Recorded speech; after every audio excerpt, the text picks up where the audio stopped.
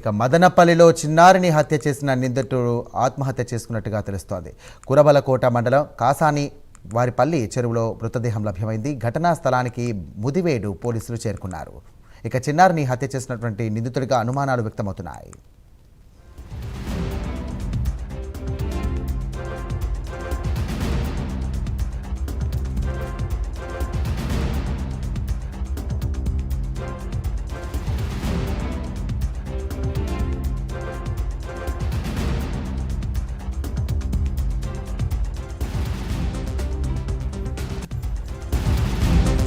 ఇదే అంశానికి సంబంధించి మరిన్ని డీటెయిల్స్ అందించడానికి మా కరెస్పాండెంట్ రవివర్మ సిద్ధంగా ఉన్నారు. రవివర్మ, చెప్పండి, ఆంధ్రప్రదేశ్ రాష్ట్ర వ్యాప్తంగా కూడా సంచలనం రేపినటువంటి యొక్క బాలిక హత్య కేసు ఇలా అర్ధాంతరంగా ముగుస్తుందని అనుకోలేదు. దీనికి సంబంధించి కూడా నిందితుడు ఆత్మహత్య చేసుకున్నట్టుగా తెలుస్తోంది. ఏంటి, నిజంగా ఆ నిందితుడు ఆత్మహత్య చేసుకున్నాడా? పోలీసులు గుర్తించారా? ఏమంటున్నారు? ప్రస్తుతం అక్కడ పరిస్థితి ఎలా ఉంది?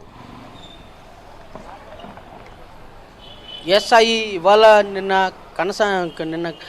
కనసాని వారి పల్లిలో ఉద్రిక్తత చోటు చేసుకున్నటువంటి రుషిక మైనర్ బాలిక హత్య కేసు విషయంలో నిందితుడు అతన్ని పోలీసులు కస్టడీకి తీసుకునే ప్రయత్నం చేశారు. అయితే అతను పరారీలో ఉన్నట్టు కూడా రాత్రి డిఐజీ అయితే ప్రకటించారు. ఈ నేపథ్యంలోనే దాదాపు రాష్ట్ర ప్రభుత్వం దీని మీద ఈ ఇష్యూ మీద సీరియస్గా స్పందించింది. ముఖ్యంగా హోమ్ మినిస్టర్ అనిత కూడా స్పందించారు. బాధితులకు అండగా ఉంటాము, నిందితుని ఎట్టి పరిస్థితుల్లో వదిలేది లేదని చెప్పి కూడా స్పష్టం చేశారు. రాష్ట్ర వ్యాప్తంగా అట్టుడికినటువంటి ఈ ఇష్యూ మీద సీరియస్ అయినటువంటి నిందితుడు ఇవాళ ఉదయం కనసాని వారిపల్లె అంటే అంగళ్ళ సమీపంలోని కనసాని వారి చెరువులో మృతదేహ ఆత్మహత్య చేసుకున్నట్టు కూడా పోలీసులు అయితే గుర్తించారు.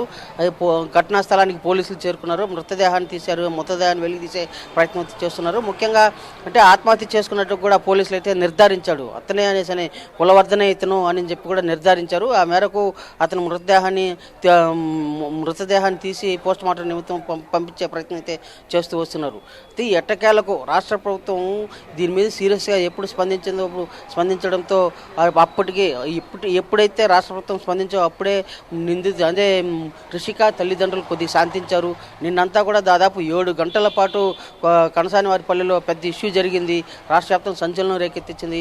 ప్రభుత్వం వెంటనే స్పందించి దీని మీద సీరియస్గా యాక్షన్ తీసుకునేందుకు డిఐజీని కూడా ఘటనా స్థలానికి పంపించింది. ఈ నేపథ్యంలోనే ఇష్యూ సీరియస్ అయిన నేపథ్యంలోనే ఇతను ఆత్మహత్య చేసుకుని ఇంకా బతికేది లేదని చెప్పి నిర్ధారించుకున్నటువంటి నిందితుడు రాత్రి ఆత్మహత్య చేసుకున్నట్టు కూడా కనసాని వారిపల్లి చెరువులో దూకి ఆత్మహత్య చేసుకున్నట్టు కూడా తెలుస్తూ ఉంది.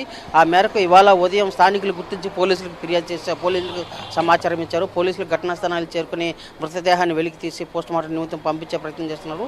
ఇతను కులవర్ధనే అని చెప్పేసి కూడా స్థానికంగా ఉన్నటువంటి పోలీసులు అయితే ధృవీకరించారు. నిందితుడు కులవర్ధనే.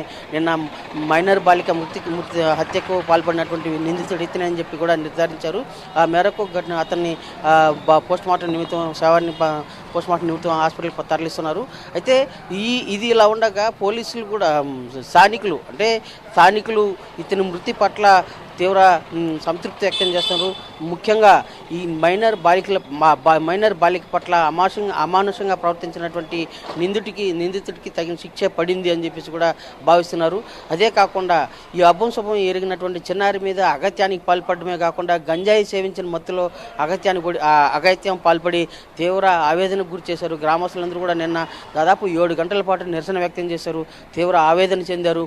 ఈ నిందితుడిని కళ్ళెదుటే ఉరి తీయాలని కూడా పెద్ద ఎత్తున నినాదాలు చేశారు. అయితే ఇలాంటి తరుణంలో ప్రభుత్వం స్పందించి చట్టాన్ని చేతిలోకి తీసుకోకూడదు, చట్టం తన పని తాను చేసుకుని పోతుంది, అందుకు బాధ్యతలకు తాము సహకరిస్తామని చెప్పేసి హోంమంత్రి అనిత స్పష్టం చేశారు. అలాగే ముఖ్యమంత్రి కూడా ఆదేశించారు. డిఐజీని ఘటనా స్థలాన్ని చేరుకుని నిందితుడిని అదుపులోకి తీసి కఠినంగా శిక్షించాలని చెప్పి కూడా ఆదేశాలు జారీ చేశారు. రాత్రి దాదాపు 10 గంటల వరకు ఈ ఇష్యూ జరిగింది. 10 గంటల ప్రాంతంలో చిన్నారి రుషిక పోస్ట్ మార్టం జరిగింది. అనంతరం ఇవాళ ఉదయం చెరువులో మృతి చెందడాన్ని స్థానికులు గుర్తించి పోలీసులకు సమాచారం ఇచ్చారు. మృతదేహాన్ని వెలికి తీసి పోస్ట్ మార్టం అయితే పంపిస్తున్నారు. హత్యకు పాల్పడినట్టు నిందితుడని చెప్పి కూడా పోలీసులు అయితే భావిస్తున్నారు. Sai, thank you Ravi Varma.